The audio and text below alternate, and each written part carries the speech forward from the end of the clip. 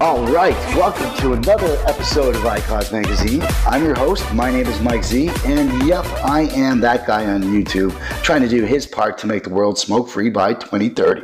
And for those of you that have tuned in before, you'll know that before we get to biz, we need to get to business. So please do not forget to smash that like button, and please do not forget to hit subscribe and ring that bell.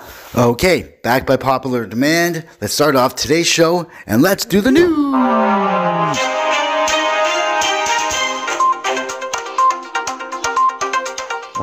Okay, today's news comes all the way from the Philippines. Earlier this month, Philip Morris announced that they will be launching Iqos in the Philippines in the second quarter of this year. So I think that means anytime between March and June, Philippines will be the next market Iqos is launched in. And if I'm not mistaken, I think that makes it lucky number 52. Way to go, Philippines. Okay, let's get to the show. In today's episode, we're going to try to figure out how to maximize your HEET sessions. All right, there is a bit of a technique to this, and if you're new to Iqos, chances are you're probably not doing it quite right. So when trying to maximize your HEETs, there are two key factors to always be conscious of. Number one, there is a time and puff limit for every HEET session. And number two, the tobacco heating duration between puffs.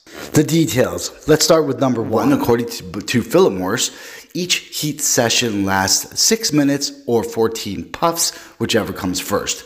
Now, the reason for those numbers is that the average duration and or puffs you get from a traditional cigarette.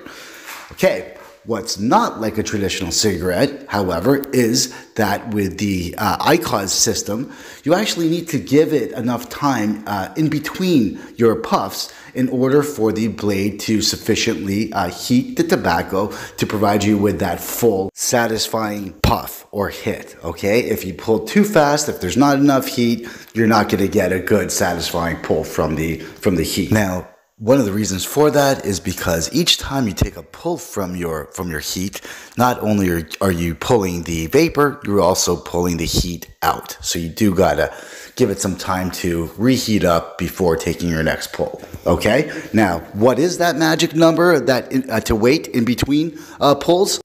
Well, according to the math, that magic number is 25 seconds. So 25 seconds is the maximum amount of time you can wait in between pulls and still get 14 puffs within 6 minutes. All right. So test number one, I'm going to take a pull every 25 seconds and let's see how it goes. Let's see if waiting and giving ample time for the blade to heat the tobacco really does make a difference. All right. 25 seconds coming up. Here we go.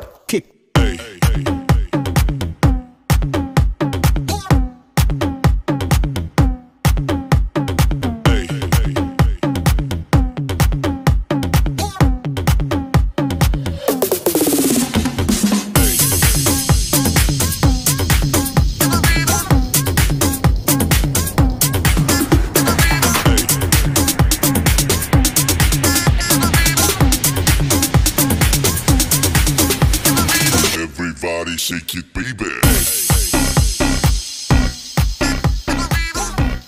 Okay, I'm going to stop right there. I cannot believe that actually worked. Waiting 25 seconds in between puffs really did make a difference. I really did truly feel a more full puff each time I took one after letting the blade heat for 25 seconds. I'm shocked. Okay, I'm going to stop right there. I'm not going to even bother to test any more durations as I originally planned. I was going to test a few different times, durations in between puffs, but 25 seconds worked for me. Guys, if you don't believe me, hey, give it a shot yourself. Take a puff, wait 25 seconds, take another one. It truly does make a big difference. All right, I think that's it for today. If you guys liked the video, please like, subscribe, and don't forget to ring that bell. Until next time, folks, see ya.